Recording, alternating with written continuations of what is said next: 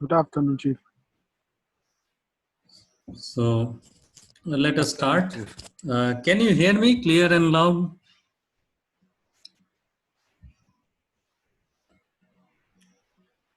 Yes, Chief. Yes, Chief. Yes. So let us start. We stopped here in the last class, and then next is the another arrangement you have, that is the Rabson slide. And what is the purpose of Rabson slide? So that it can linear movement of the hydraulic ram. We have seen in the cross set also. So the hydraulic ram will move linearly, that convert into, it means it has to impart into turning moment to the rudder stalk, so that rudder stalk can turn. And Rabson slide, there is some advantage, mechanical advantage than the cross head. That is the reason you must have seen most of the vessels are Rabson slide we are using. So what is the advantage actually when the angle is increasing? We need more effort, and then that effort can be maintained if you have the Rabson slide. So that is the reason we use the Rabson slide. Let us see what is it actually. This is the Rabson slide.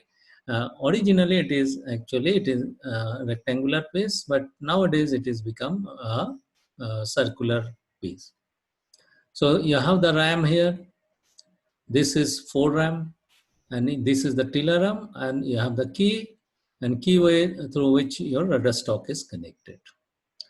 And this is the guide bracket, so that you have the guide at the side. Both sides there are guides provided. And this tiller arm, it's like a fork. And bottom there is another piece, and top is this. Bottom also you have this exactly the similar arrangement.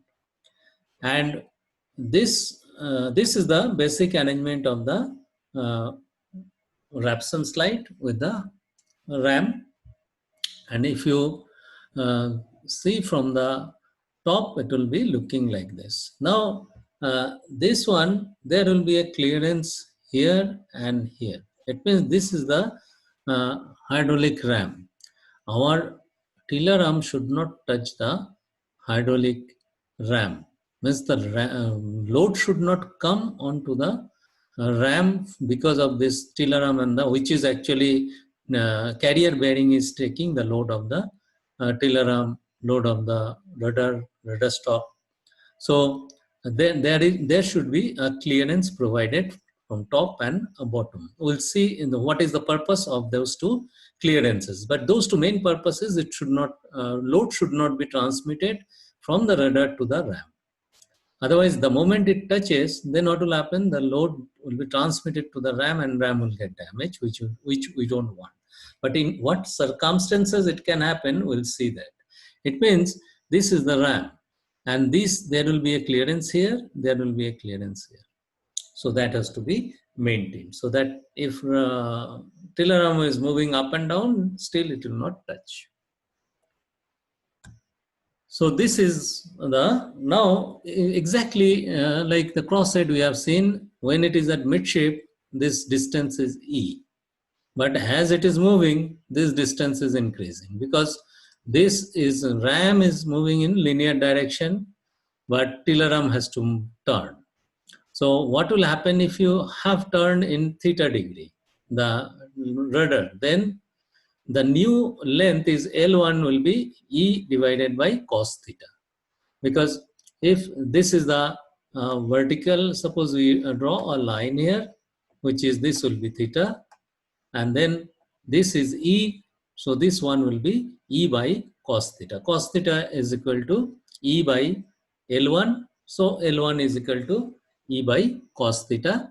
And for the ram, which pressure, the hydraulic pressure is coming onto the ram, and then it is acting on a cross-sectional area of the ram, and if you multiply that, that is the force which is acting on. It means in this direction one force will be there, in this direction another force will be there, so that the tiller arm will move, ram will move this way, and tiller arm will have an angular motion. So now let us see this diagram. In this diagram, if you see, when it is turned, then what will happen? There will be a, like our force is coming in this direction. It means when it is moving that side, the force we have seen in this direction. And this force will have a component, two component. One will be tangential force to this. This is the tangential force where this, the tiller arm, this is the point, and it will be making a curve, keeping the, like, then that wherever it goes, there will be a tangential force to that, and that will be, it means perpendicular to your axis of tiller arm. And that force we are interested, that force actually torque reaction. And there will be another, that is the guide reaction, that is the side force will be having. So this force is turning the rudder. So torque, like P pressure multiplied by the, this is the P, A and R at 0 degree. It means, what does it means actually? This, if you see the torque reaction, it means the, what is the force you are getting from here. So we have, this is theta. So we can have a component of it. What is the component we have seen? This distance has increased. The distance is the multiplied by the force, that we get the torque. So in this case, suppose for an example, at midship section, so we have this, for an example, this is R. And this is the P, and multiplied by the A is the force. So that moment or torque is when theta is 0. In that case, it will be PA multiplied by R, because this distance we have considered R. And now when it is theta is changing, it means theta is increasing, then what will happen? So our force which we are getting, this is the force which is applicable for turning. And what will be the distance from the center point? This distance will be R divided by cos theta. We have seen last slide, it was same thing. So it is R divided by cos theta. So this is the one it is. So it is divided by cos theta. And what is the force we are getting? That will be PA divided by cos theta. Because if you see this, this is the force we require. And this force, this is theta. And this is our PA. So the P multiplied by A. So the component, this component will be PA divided by cos theta. So what we get actually, PAR divided by cos square theta. Now cos theta is increasing. What will happen? The cos theta, that is the, what is the cos 0? We have got 1. As we increasing the theta, the value is reducing, and it is 1 by cos square theta. So what will happen? The torque which we are getting, which is increasing. So as the theta increases, our torque requirement is high. We'll be getting the, means that it can be maintained to achieve that torque, because torque will keep on increasing, because theta is cos 0 is 1. So as it increases at 36, we'll be achieving the maximum, that minimum value here. So maximum torque will be getting, because it is inversely proportional, a square of it inversely proportional. So that is the advantage of Repson slide, and we use the Repson slide. All the shapes you must have seen Repson slide. The arrangement I had shown, this is the arrangement you will be having. So that is the advantage of Repson slide.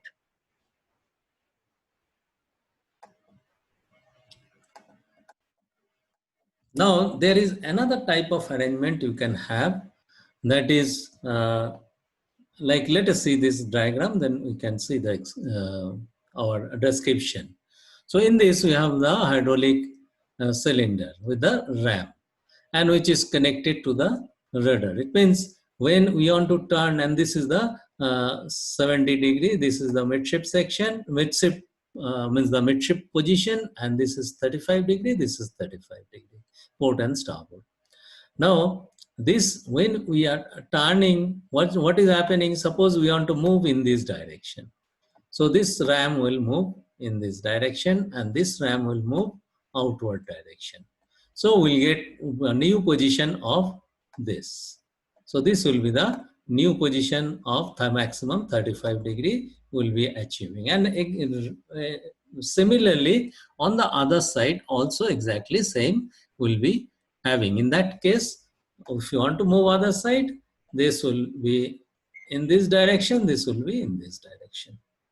So in this arrangement, actually, what we have a spherical bearing. We have the spherical bearing, but why we need the spherical bearing? Because when it is moving this direction, then what will happen? This was here. Now at this point, this is here. So this, if you join this two point from here to here, this distance has reduced, as well as it was initially at this position. It means there is an angular motion also. And once we have in this position, there will be another angular position.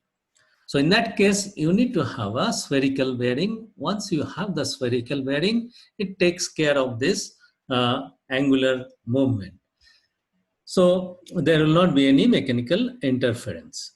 So once this started, we have started designing and started using of spherical bearing, then previously we used to design a different way. So the once it is a spherical bearing, actually it has been used, then the bait plate and the fix down, that there is to be the bolts, there is to be arrangement used to be different. Let us show you the arrangement. The arrangement, it used to be like, in that case, this side is, it is moving same, but what used to happen, the arrangement used to be slightly different. Let us see the arrangement of that. So this used to be the arrangement. It means it used to fix like this, and there used to be a bending moment on this ram because of this angle. So in that, it means it has to be fixed. This is the bed, foundation bed, and then there used to be here, there used to be a turning. It means it can turn here. There was no spherical bearing that time. That time you used to have this arrangement, so that this is one bearing, and then we used to have a bedding here. So this is not required now, and there is to have a bending moment if it is not, because once it is moving, we have seen that angular motion it is to take by this, but there is to be a bending moment, and that there is to be a calculation for bending moment for the ram also. So in this case, we can avoid this and having that type of arrangement, the spherical bearing arrangement.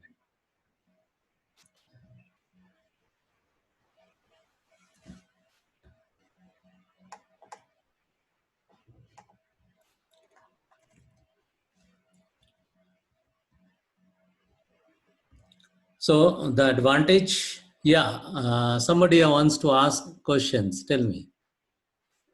Yeah, thank you, Chief. About this spherical bearing, usually we use a spherical bearing when the motion is also vertical and horizontal.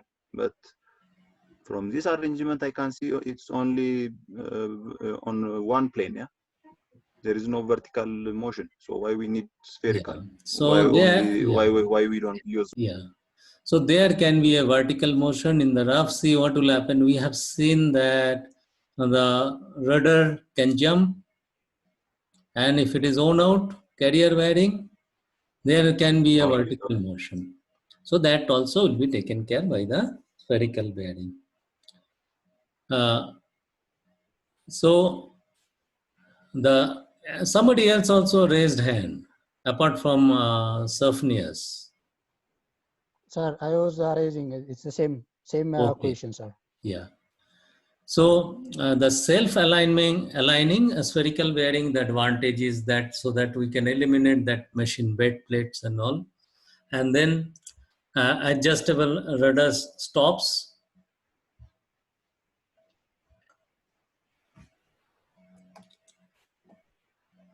Yeah, double acting, I'll come to that. Okay. Giza, I'll come to that, the double acting, what it is doing.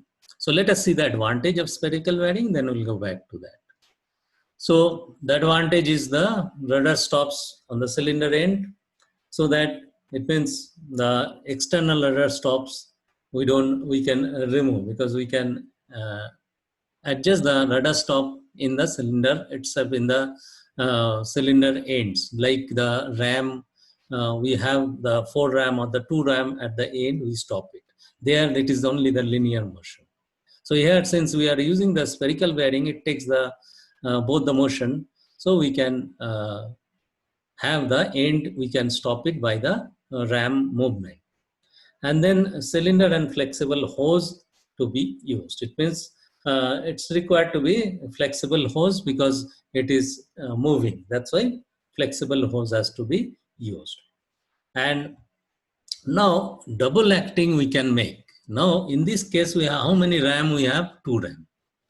With the 2 ram, we can have, suppose it is single acting, then what will happen?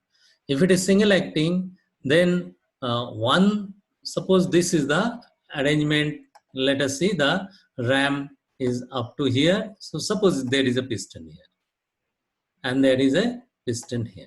It is single acting. It means when the pressure is coming here, this side should be drained. And when this is draining, this side should be pressurized to turn this. Now this is single acting. Suppose we make it double acting. In this arrangement, what will happen? Suppose one cylinder got damaged. Can you operate this rudder? You cannot operate, because this cylinder is moving only in this direction, and this cylinder is moving only in this direction. It means when we want to turn it in this direction, this is doing that job. When you want to turn it in opposite direction, this is doing this job. So there is no redundancy. It means one cylinder fail, we cannot operate the steering gear. Instead of that, suppose we have double acting. So this ram, this piston, both side, it is hydraulic connection you have. Then what will happen? Suppose this fail. It means in this case, what is happening, when we want to move the rudder in this direction, this can be pressurized. This we are pressurizing, and this is draining. So the piston is moving this way, and then our rudder is moving in this direction. And at the same time, this side, we need to push this direction because we want to turn it this direction. So this side will be the pressure side, this side will be the return line, that is the draining side. So now if one cylinder is failed, then we have a redundancy. It means other cylinder will still operate your rudder. Only thing, we need to bypass these two. Suppose this is one line, this is one line, we have a bypass here. In normal condition, we will not open this bypass. When this has become inoperational, it is not inoperational, that time we will open this bypass so that there will not be any resistance when this cylinder is doing this job. So this is the double acting ram. So that there is a redundancy. It means with 2 cylinder, we are making a redundancy. So many arrangement, we have this kind of arrangement. Understood? Haile Michael, is it clear, your double acting? You are coming broken. I think last time that's why you sent the text. So you send the text because you are not coming clear. So another type of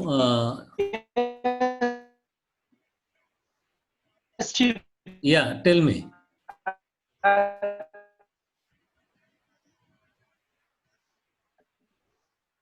And you, who is talking? You are not coming clear. Send me a text. I'll reply to that.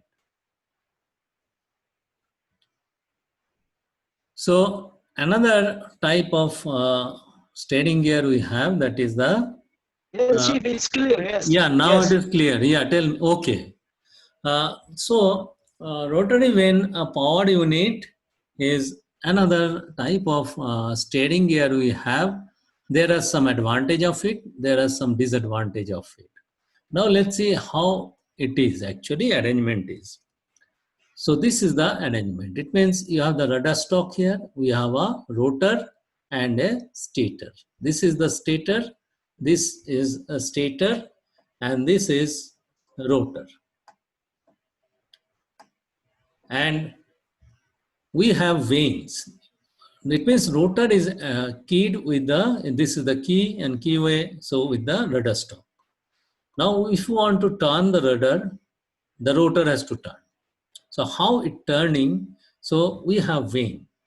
In the rotor, there are, this is one vane, 2, 3 vanes is attached to. And in stator, we have another 3 vanes. This is the fixed vane is attached to. And this stator is attached to the hull, so that stator does not turn or does not move. It is rigidly fixed with the fastening bolt. It is the fitted bolt. It is fixed with the steering platform on the hull. Now we have the hydraulic piping system. So there are 2 sets of piping system. One is the both will change. It will be some. Let us think this way. Now this, how many chamber it has made? 1, 2, 3, 4, 5, 6. 6 chamber it has made for this arrangement. 3 vanes is attached to your rotor and 3 is attached to your stator. Now 6 chamber it has created. Now alternate chamber we connect to a common manifold. It means this is the common manifold, one manifold. We have 2 manifold. This is one manifold and this is connected alternate chamber. It means this one is connected, then this one and this one. And another manifold we have, hydraulic pipe manifold we have, which is connected alternate chamber. So this is the arrangement. Now, for an example, this is the pressure line. Then what will happen? And this is the return line. Once you apply pressure here, this will be pressurized, this will be pressurized, this will be pressurized. Now in this situation, this rotor will move because this is fixed with the stator. Stator cannot turn. So the pressure is acting in this direction, but it won't be able to move the fixed, that is the fixed vane. But whereas the rotary vane is attached to the rotor, then what will happen? There will be a pressure on this direction and that pressure will move our vane in this direction. Once the vane is moving in this direction, the complete rotor is moving and the rudder stock is turning. So this is the way it works. And the other side is draining. So it will not give resistance when it is moving to this in this direction. And similarly, we can change the direction of flow. Once the direction of flow is changed, Suppose we make this is now pressure, because from the midship it has to turn in both the direction, port and starboard. So this is the pressure line now, and this is the return line. Then what will happen? This will get pressurized, this 3-chamber, and once this 3-chamber is pressurized, this is fixed because it cannot move. So this vein will move in this direction because this oil is getting drained out. So our movement will be of the rotor will be in this direction, rudder will move in this direction. Suppose this is the midship position. So in the port and starboard, both direction, it will move. And you can achieve this by simply one directional control valve. If you put it, you can achieve this changing the direction of flow. And we can turn it in both direction. Is it clear? This is the basic principle of rotary vane steering gear. Is it clear? Understood? Yes, it's clear, Chief. Yes, sir, it's clear. Okay, now let us see the description and then we'll see the construction part. And this rudder stock, the rotor is fixed with the rudder stock. Rudder stock in way of the rotor, it will be taper. Like we have seen in way of the tiller arm, it is the taper and it will be with the key. So key, it will be keyed and the taper so that it can be, you can have a better interference fit. It means if even worn out, it will, their interference means the frictional force will be getting better. And the stator, it's secured with the your ship hull, ship structure in the engine, in the steering gear platform, and so that it does not actually, many of the cases actually what is happening, it is our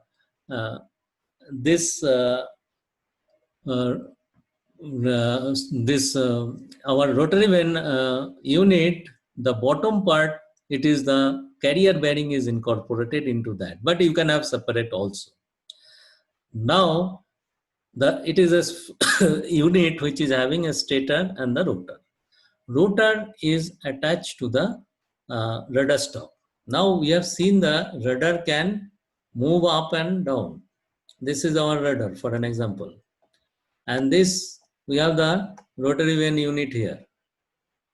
So this complete unit, this rudder can move up, it can jump, as well as it can own out and it can move down because of the carrier bearing. Suppose it gets own out. Then what will happen to this unit? Stator and rotor, there should not be any clearance. It means if you see this diagram, if there is a, suppose rotor and stator, there is a relative motion vertically, then what will happen? One gap will be created on top and down, and then this two will be short circuit and it will not function. When rudder is jumping or rudder is moving down, then stator and rotor both should together move down and up. Now, as we have seen that the rotor should not move, it is attached, but the arrangement of attachment is such that the stator can move with the rotor vertically up and down, so that we can avoid that problem.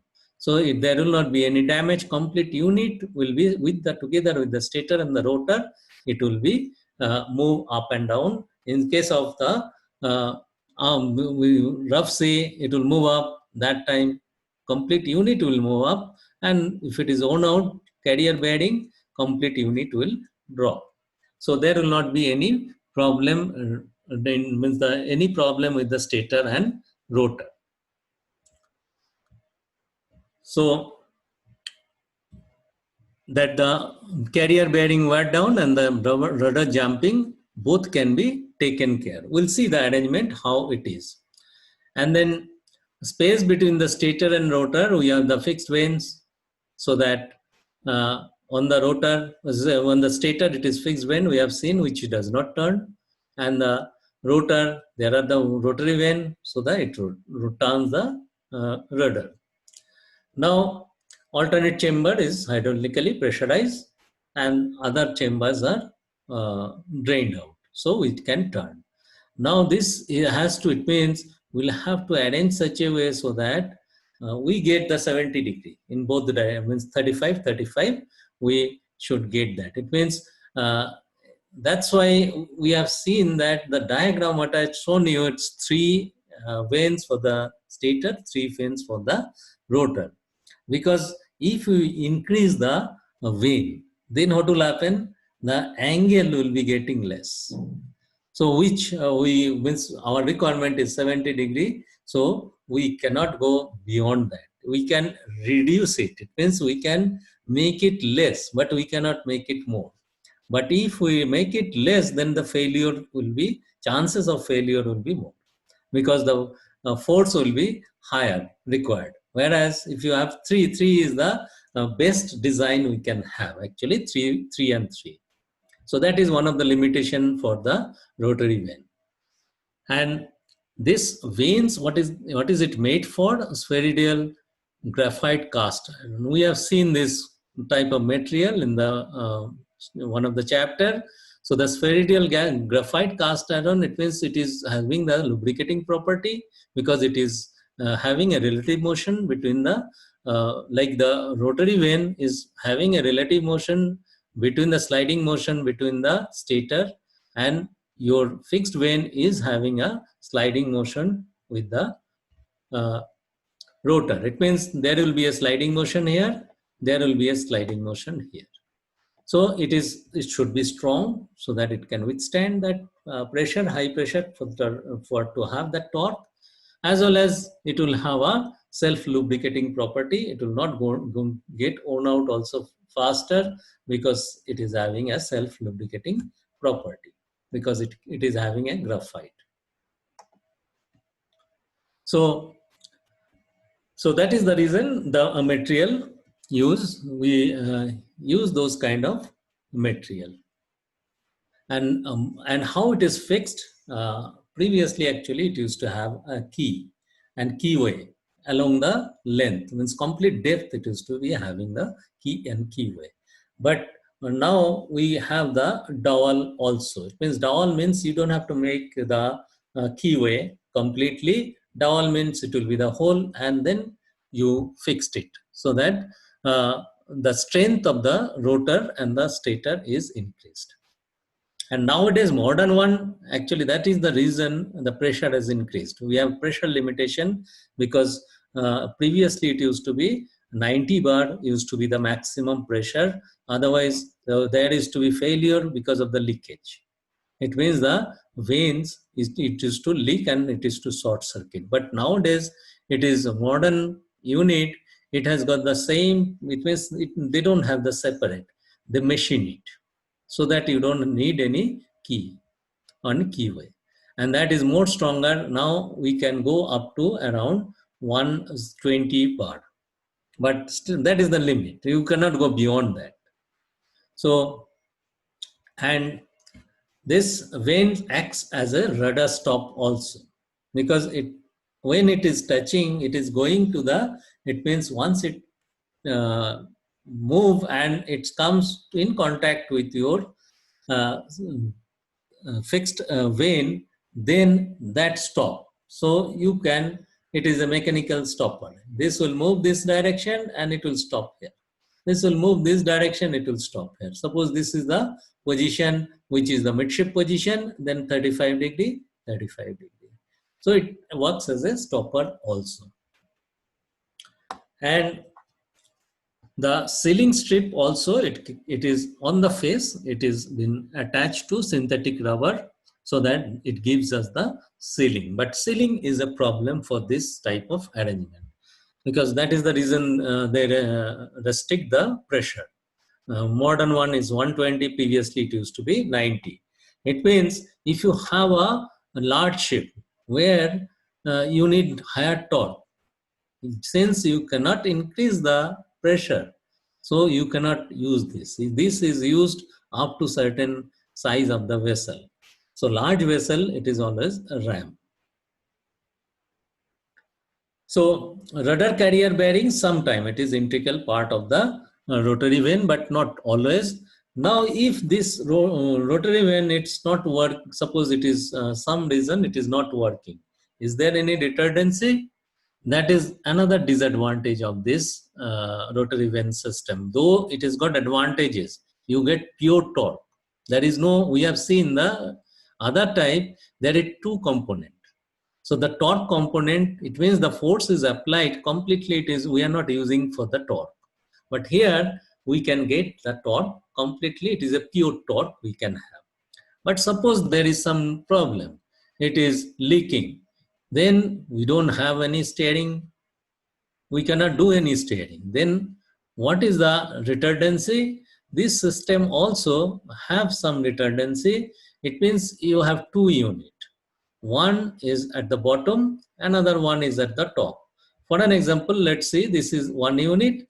On top, we keep another unit. It means our rudder stock is extended and it is having two units. In normal condition, this unit is operating the rudder and other unit is bypassed. It means the these two chamber, if you have two unit, then this two chamber manifold should be bypassed for the one unit which we are not using. Otherwise, it will not be able to turn it because it will give a resistance. So that is the redundancy you can have. You can have a smaller unit, which is a second rotary vane unit, and we know that if it can fulfill the requirement, if one fail, that single failure criteria, one fail, other will take over and it will comply with that. But this has got complication because we have the limitation of pressure, so that if it is 100% redundancy, then what will happen? We won't be able to use it, because if then both has to be 100%. It means it will be very expensive. That's the if it is has to comply with the other one, that is the single failure only. So one fails, another one will take over and it will perform 4.2, that is 15 degree to 15 degree. Then it is less cost. It means other one has to be exactly otherwise same unit, because this unit is expensive but it has got advantages. So there are ships we do use this unit. Here you can see these are the dowel, and it can be on the face, there can be the sealing arrangement, and with the counter shrunk bolt we can fix it. And this is attached with the rotor, and this is attached with the stator. So we have alternate chamber, and this gap at midship, after that what gap you have on the both side is 35 degree. So this is the arrangement you have, and we have the isolating valve as well as the directional control valve we have, so that from the manifold it goes to the alternate chamber.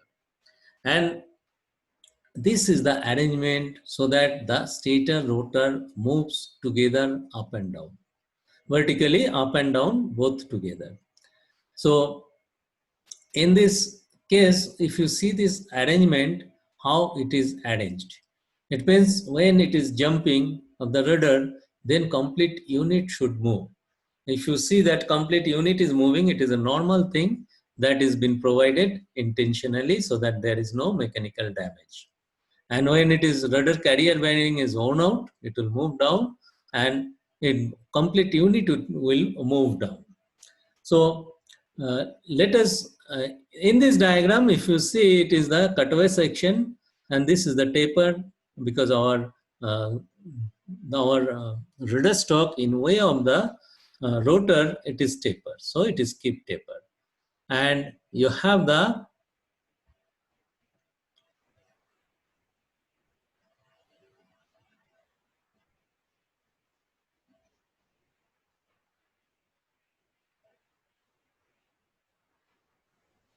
So the question is, Elma is asking that which keeps the rudder stock to fall down.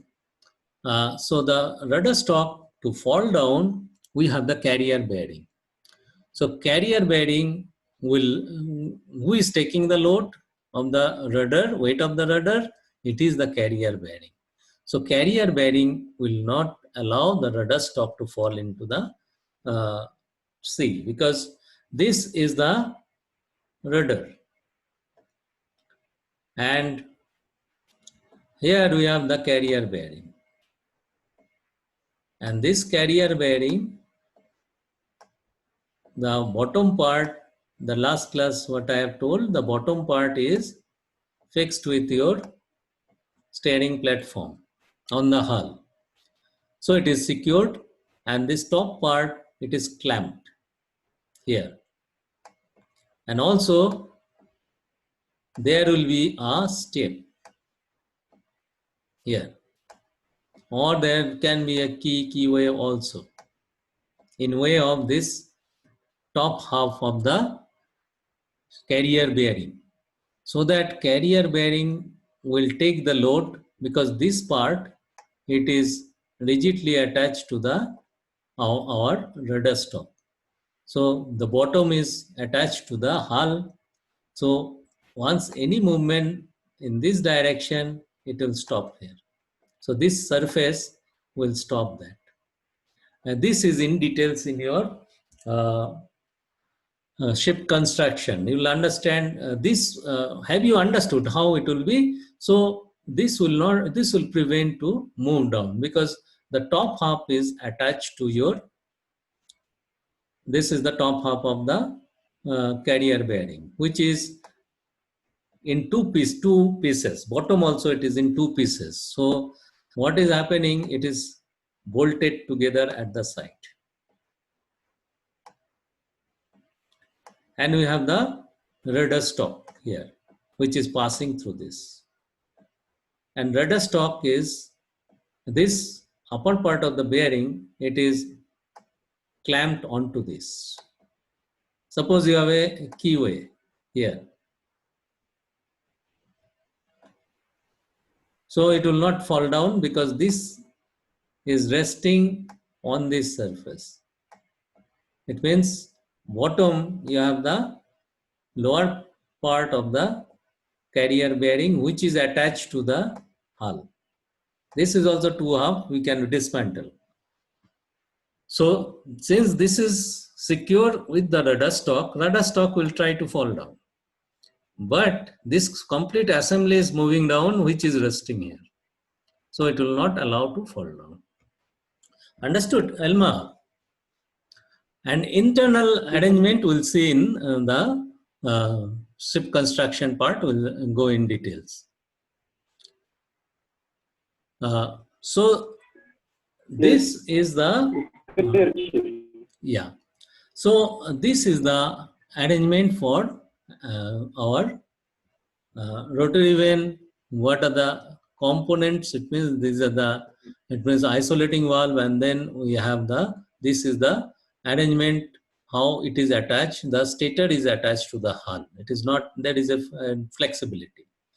So let's see the arrangement of this part in details.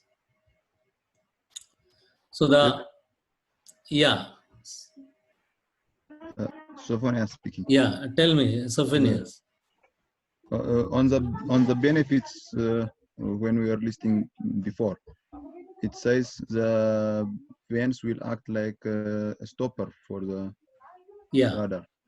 But if we see it, it is divided into three. This means we have 60 angle on each side, but usually we go only 35 degrees. So is that when there is some failure, or so it's normally 1 degrees on each? Total is 360 degree. We have 6 chamber. So we have got how many degree you have got each chamber? It means from here to here it should be 70 degree. It means from here to here it will be 35, and here to here it will be 35. Okay. But for the vane we have a thickness. that has to be also added. So that is the reason, one of the reason we don't go beyond above 4, means above 3, 336.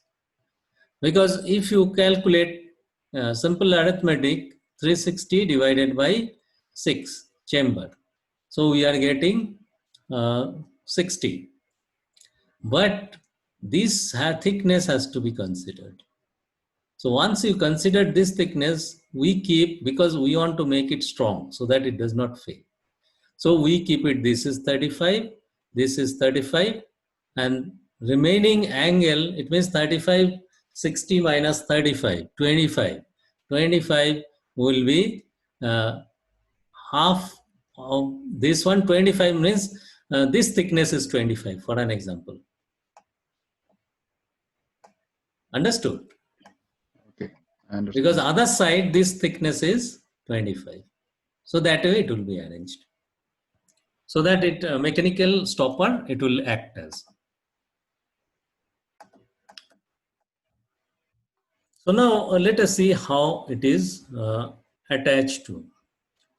Like we have seen that the spheroidal cast iron we use for the vanes, and it is secure. How it is secured, we have seen that is countersunk cap screw we use, so that there is no screw. Screw also we do use with the key or the screw, dowel. All this arrangement we can have, and full length keyway we can make, and we can make the screw, so that it with the screw it is key, it is attached to, secure rigidly. Then stator is made of cast steel, and because it has to be strong, it should not fail. And countersunk cap screw we have for the vane or the high tensile dowel pin we use for the stator, because stator thickness we can increase. We can increase, so we use the, actually we want to actually minimize the keyway so that the stress is less. That's why dowel pin is used for the stator. And so that it turns, it means the key we don't use, stator or rotor we are using the key and the countersunk screw, whereas the stator we use the dowel, and dowel pin we have, and the dowel hole we have, and we fix that way, so that key we don't need. Now for the wear down and the jumping clearance, how it is prevented? It means this is the this line, this portion what you see is the stator. So this is also part of the stator. So once you have this arrangement, it means you have the stator, and this is the stool space, which is this is the attached to your hull. So our complete unit is onto this, and at the side we have this arrangement. Now this we have attached to the, this is attached to the hull and secured by the bolt. Here it will be secured, at the bottom also it will be secured. Now this unit is fixed. Now complete unit is resting onto this. This is the stool where the complete unit is resting. For an example, it is resting here. This is the complete unit. And we have the rudder stock is passing through, and you have the rudder and carrier bearing and the rudder. Now what will happen? We have kept a clearance here and one clearance here. So when it is jumping, that time what will happen? Complete unit will jump. This will move up. This also will move up, but it will not touch this hull. This is the which is attached to the hull. So we are keeping this to clearance. It means when rudder is jumping, this clearance is kept so that this should not touch here. Complete unit, we are allowing it to move up and down. When there is a wear down in the carrier bearing, it will move down. That time, this clearance will take care.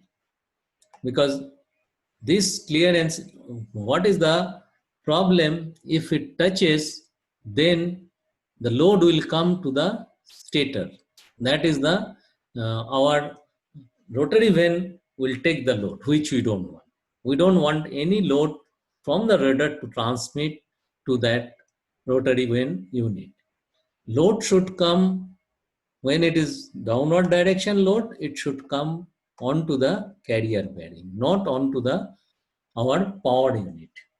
So to prevent that, we have this arrangement, and this arrangement there will be, it means there will be vibration. It can move this way because we are kept a flexibility. So this is the shock absorber that synthetic rubber is used here. There is a clearance between the anchor. This is the anchor bracket and this is the anchor bolt. There will be a clearance which will be actually with that clearance will be synthetic rubber shock absorber will be in between. So if any sideway movement or the forward and aft movement, so that will take the rubber will take the absorb that vibration. So this is the arrangement for the anchor bolt. It means when unit is moving completely, this clearance is there, so rudder together with the unit will move up and down. So it will not touch the our anchor bracket. So this clearance we do keep at the top and the bottom. So in this case, when it is jumping, this is the clearance is required because it should not touch. And when it is, because when it is jumping, this will move up. This can touch. And when it is wear down, this clearance is kept. This is wear down clearance. This is jumping clearance. Is it clear, the concept?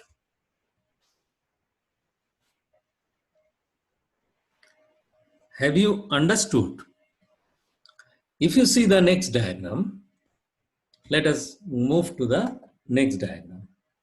So in this diagram, if you see, this is the stool. Our unit is here. Now this is the our anchor bracket, which is attached to the hull. We have kept a clearance here, that is the bump clearance or the jumping clearance, and this clearance is the wear down clearances. So inside what we have seen, that is the previous diagram. Now if it is jumping, then what will happen? It will move up. In that case, this clearance is provided so that it does not touch the anchor bracket.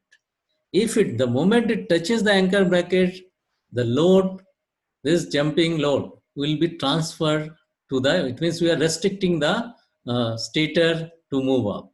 So it will transfer to the stator. If there is a rudder drop because of the carrier bearing got worn out, in that case what will happen? This will move down, and that is the reason this clearance is provided. So that this is provided for the wear down and this is provided for the bump clearance or the jumping clearance. Is it clear? Now, I asked you one question. We kept two clearance and it is total clearance we kept around 40 millimeter. Now, the rudder, if it jumps more than that, what will happen? It will touch, isn't it? So how will you ensure that it does not touch? Because we don't want it to touch. Like the we have seen for the rotary that Rapson slide, I had shown you two clearance. It is the same purpose, but okay, let us go to that first. In the Rapson slide, we have seen, I have mentioned that there is two clearance. Here, one clearance and bottom one clearance. It means there is a clearance here and there is a clearance here. Now tell me, this T2 clearance is provided exactly for the same reason. Which one is for what? We have seen for the rotary vane, the bottom one is for the jumping clearance and the top one is for the wear down clearances. Here, there are two clearances provided. Which one is for what? Have you understood my question?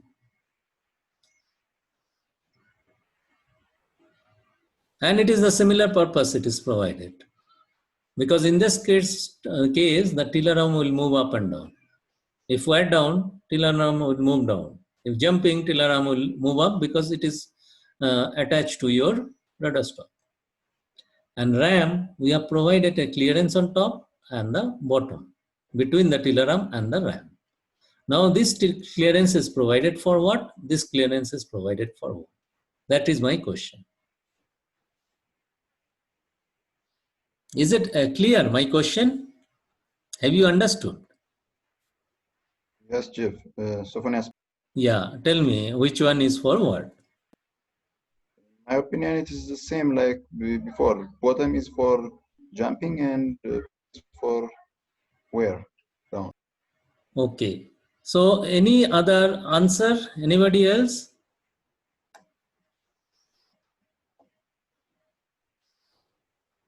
Chief, Yeah, tell me.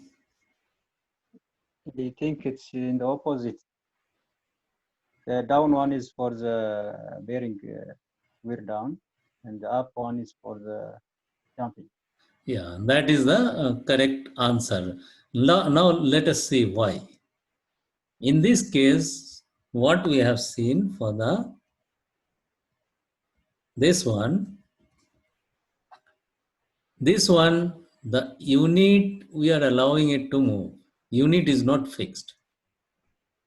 So unit is moving with the rudder stock. Rudder stock is jumping, it's moving up, complete unit is moving up. When wear down has taken place, it is moving down. So that is the reason when it is jumping, this tool is moving up. And when it is moving down, this one is moving down together with the unit, stator. So now in this case, it is just, there is a difference. In this case, what is happening? In this case, the unit or RAM is the power unit. That is fixed. We are not moving that. What is happening here? The tiller arm is moving with the rudder stop. So once there is a wear down, then what will happen? Our RAM is not moving down, tiller arm will move down. So that is the reason. Then in that case, what will happen? When the RAM, it is, for an example, it is jumping. This is moving in this direction. So once it is moving in this direction, this unit is fixed. So we have kept this clearance and this clearance. So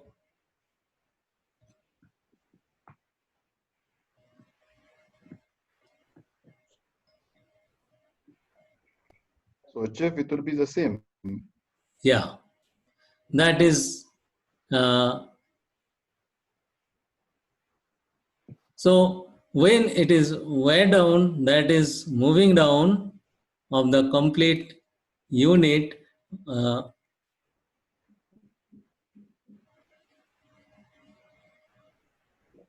okay, I'll come back to this. Okay, let us continue. I'll come back to this, whether which one is right answer.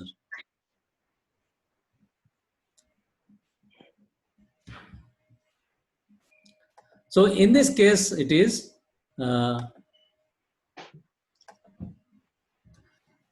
so we have kept for the jumping, bumping clearance as well as the wear down clearance. We have kept the clearance so that it does not mechanically, load is not transferred to the power unit of the steering gear.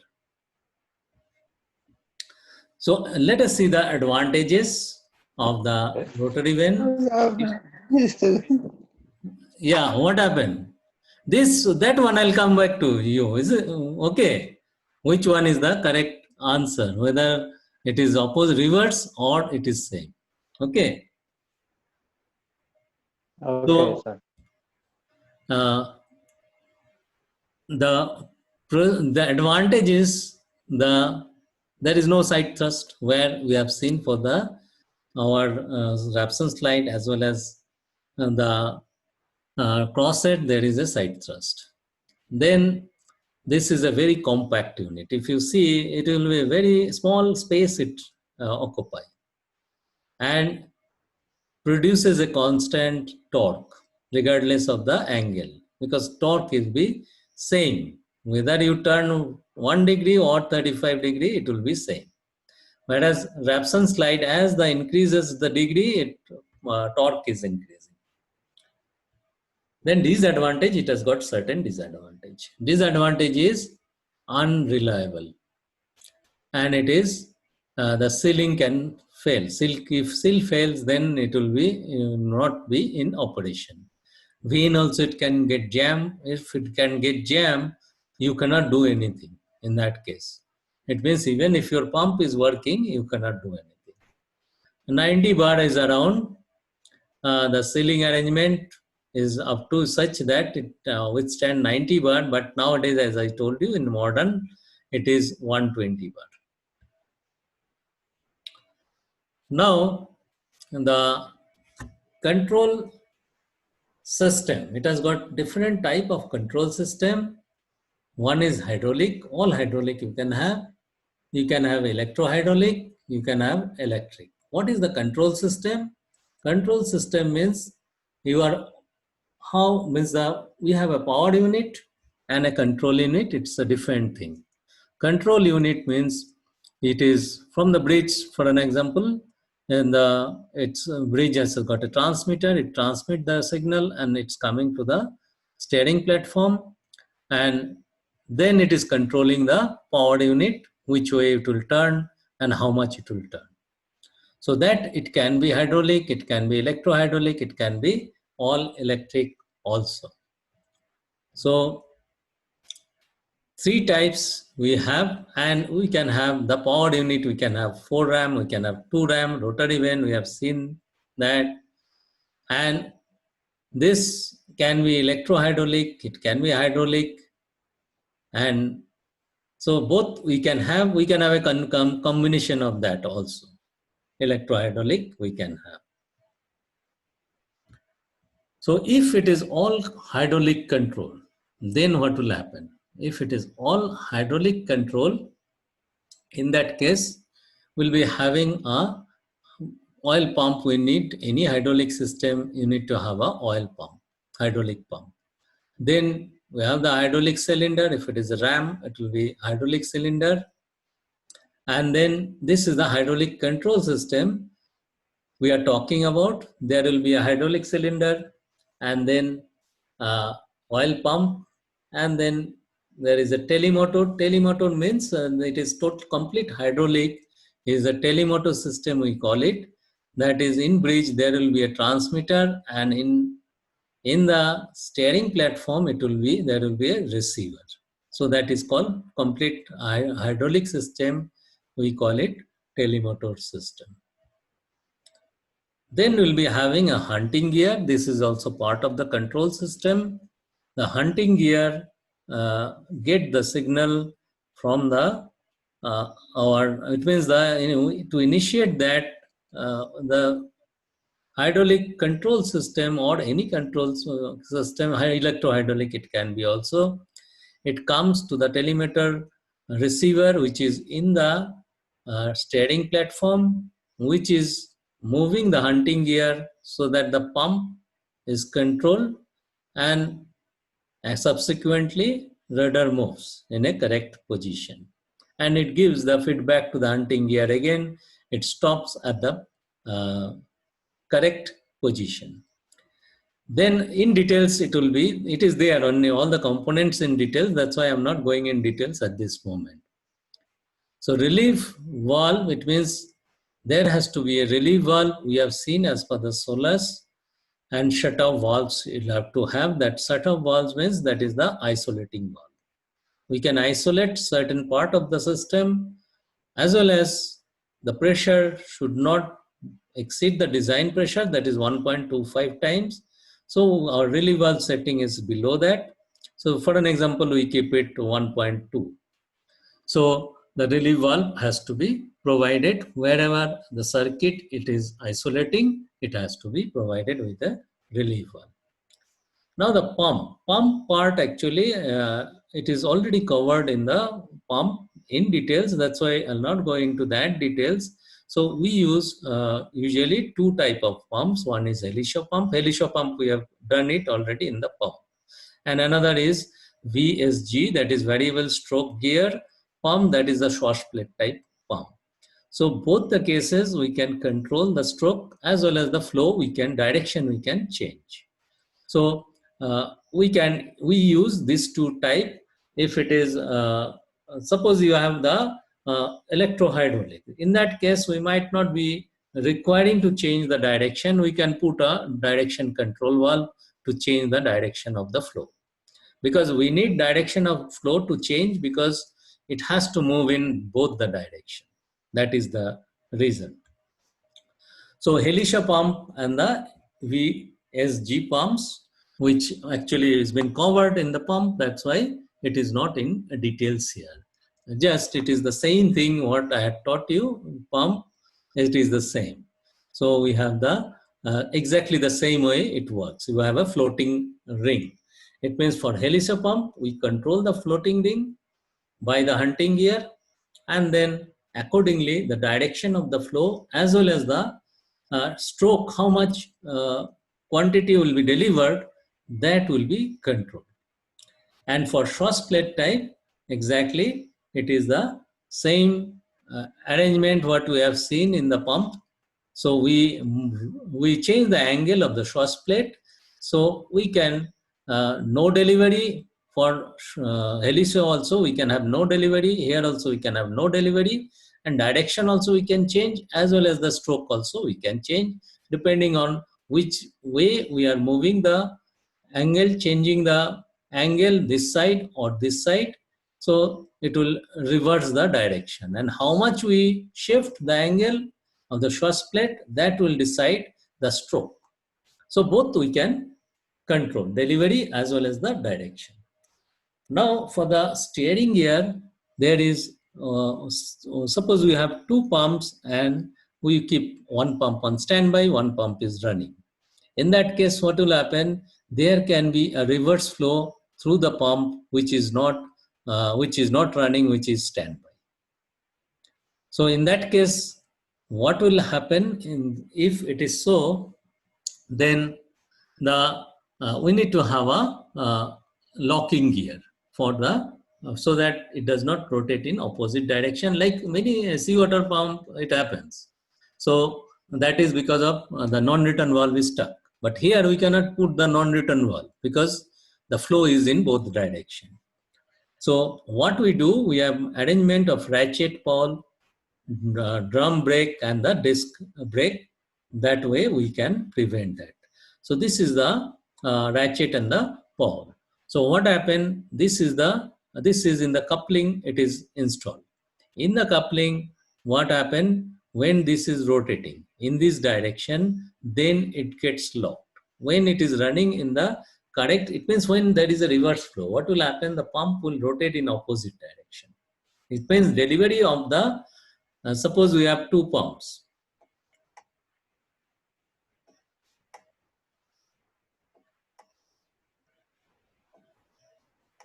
So this pump is running. So what will happen? This pump delivery will flow through this and it will come to the suction side of the pump. So this pump will rotate in opposite direction.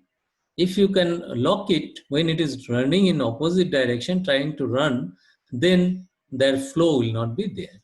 So what we do, we have the pole, then when it is standstill, it is not running, then what will happen? This moves down and it gets locked here. So now when this is fixed and this is rotating. Suppose it's trying to rotate in this direction, that is the opposite direction, this will get locked. But when it is running in this direction, then what will happen? Once it is running in this direction, this, because of the centrifugal force, it is hinged here. So it will move in this direction. So it will be free to rotate because this is fixed with the foundation, this part, this portion. So it can rotate in only one direction. It can be locked in opposite direction. When it is running, it can be locked. So this is one of the arrangement. Many of the ship has got this arrangement of the direction of motion locking arrangement, reverse direction motion locking arrangement. Another arrangement you can have is the drum and the brake. On the shaft, we have a drum and we have a brake. So when we start the pump, then what will happen? First, this will get energized, brake will be released. After that, it will start. So this is the brake drum. We have the friction pad here and here, which will hold the rotor, that is the shaft, so that it does not turn in opposite direction. Another is disc brake. This also we can have. So this is also, we have the disc brake. When it is energized, it can be spring loaded. So when it is energized, then it is moving and the disc is moving onto this surface and it will hold the rotor, because rotor is attached to this. So in normal condition, it will be rotating. Once this get energized, it means what happened when it is running, it will get energized. When it is standstill, that time it is not running. That time, due to the spring, the brake disc will be in contact with this, and then it will hold. So it will not allow it to turn because of the frictional force. So this three way we usually have the locking arrangement. So reverse direction locking we can have. So another thing is telemotor system. That is the complete hydraulic system we are talking about, that the control system. This is the telemotor transmitter which we will be having on bridge. On the bridge, this system actually, it's only used for small vessels now. Large vessel, it is not used, but it is in your syllabus. You'll have to study. And it is as per the IMO syllabus. So this is the wheel is attached to this pinion in the bridge. So once the wheel is turned, this pinion is turning. Once the pinion is turning, what is happening? If it is turning in this direction, this will move upward direction, this will move downward direction. Once it is moving upward direction and this is moving downward direction, what is happening? These two chamber, this is one hydraulic chamber and this is another hydraulic chamber. So once it is moving upward direction, volume is increasing here. Once it is moving downward direction, volume is reducing here.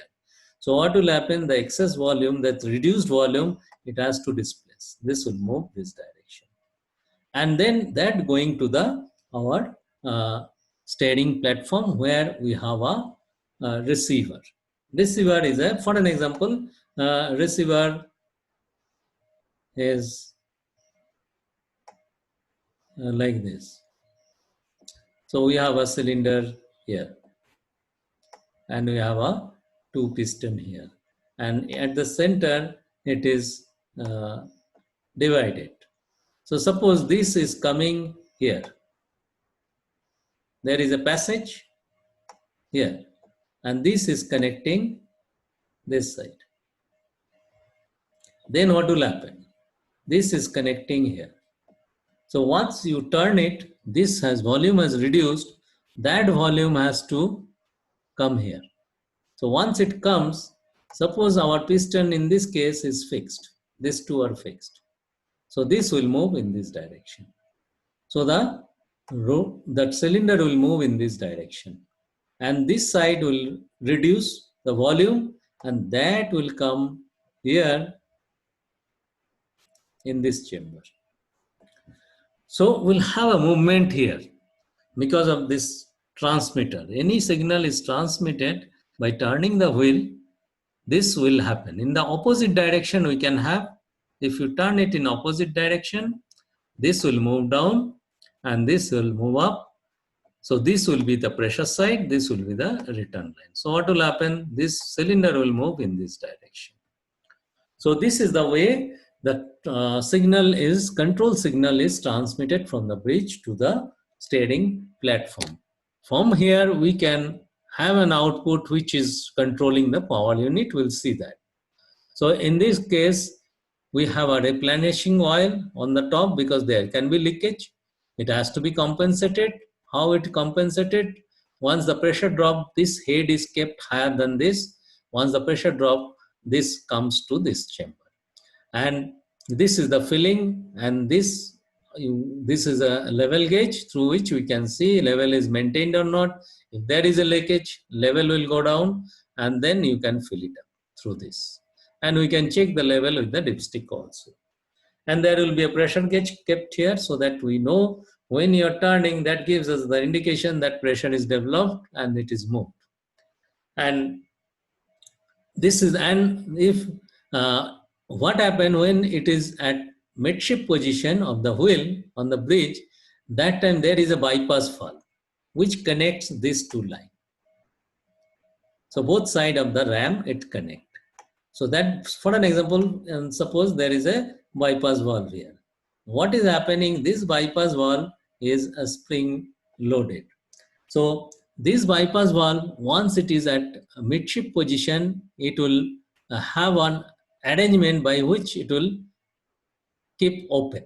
When at midship, then there is no movement. Both sides of the oil pressure should be equal, because then only this will be at the center. Because at the midship position, this will be exactly at the center. Suppose some residual pressure inside, then what will happen? This will not be at the center. And our rudder, we are taking an output from here, which is controlling the rudder. Rudder will not be in the correct position.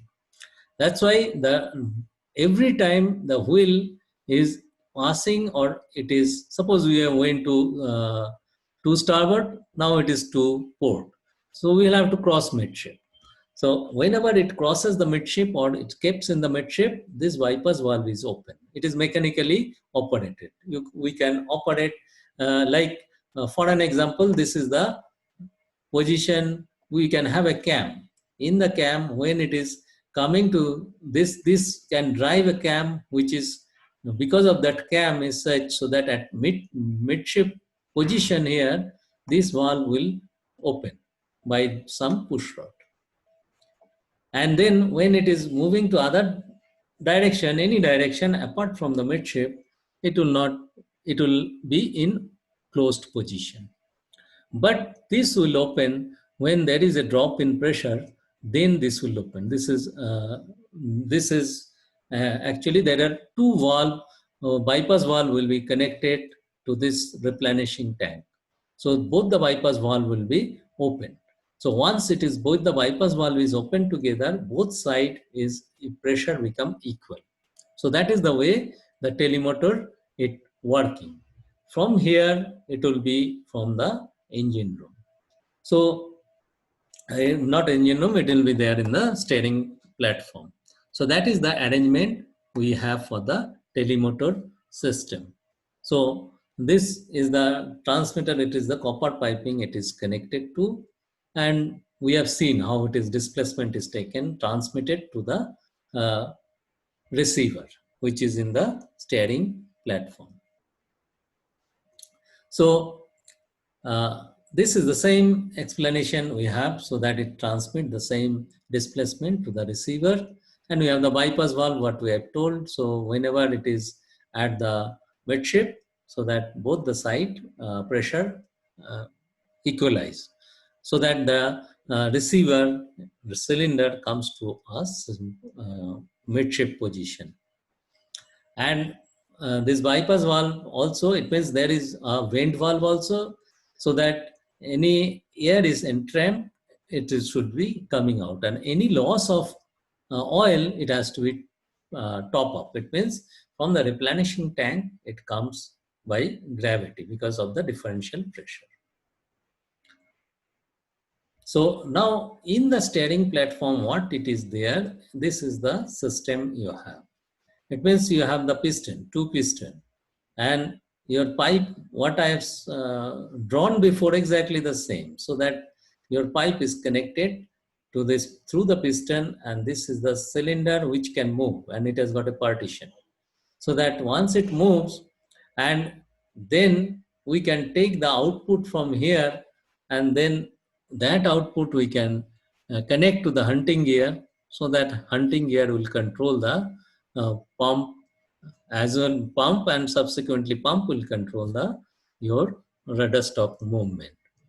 And there is charging point and the venting point also, it's here. So this will be in the steering platform. And these two line, what you see here, that is coming from the transmitter.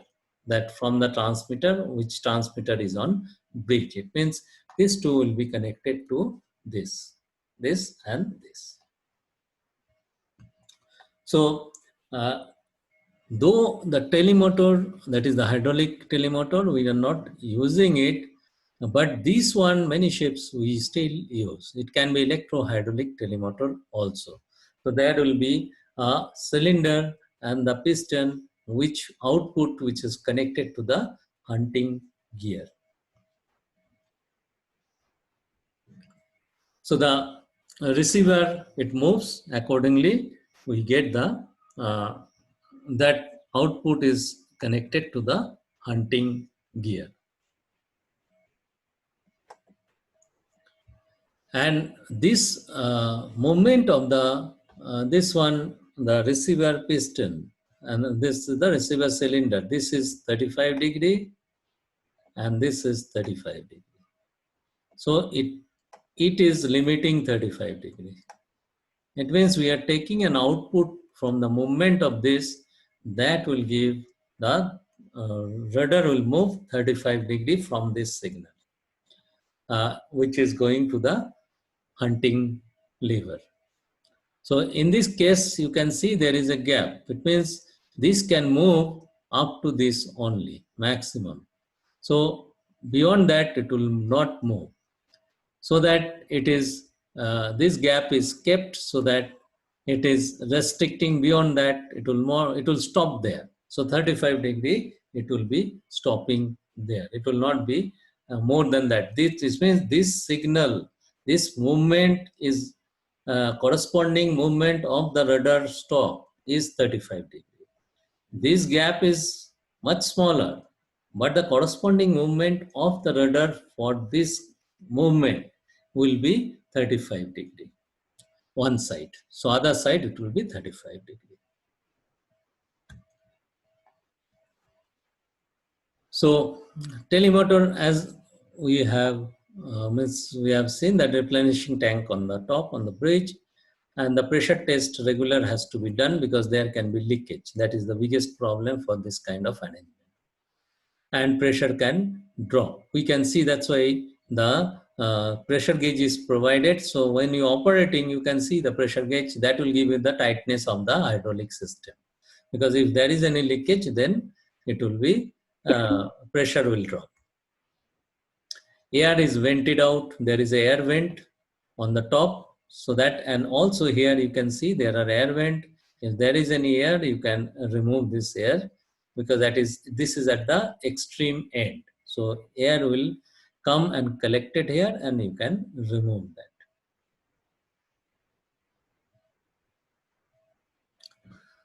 So if air is there in the hydraulic system, what is the problem? It becomes sluggish and jerky operation. Why? Because air is compressible, so the fluid will not move. So it will be locally pressure will increase, but the hydraulic pressure will not be that high, and the smoothness of the flow will not be there. There will be airlock because air is getting compressed. It will not displace. So the movement of the oil also will be affected. Hydraulic fluid, it has to be good mineral oil, because this system needs the it's from the bridge to the our steering platform. There will be long tubing piping has to be there. So the viscosity should be such so that low viscosity, so that the frictional loss is less, and low pour point. Why? Because this is outside the engine room, and the steering and platform accommodation will be exposed to the weather. It can go to the very low temperature. Non-sludge formation, because hydraulic fluid, if it is oxidized, sludge is formed, the property will, load bearing capacity will be reduced. Somebody wants to say something?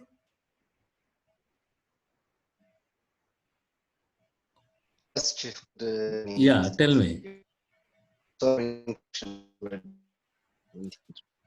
You are coming broken. Tell me. Yeah.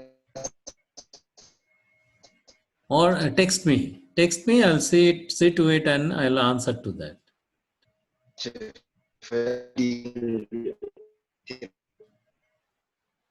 So you're coming broken actually. I cannot hear you. So you send me in the chat, you send me your question.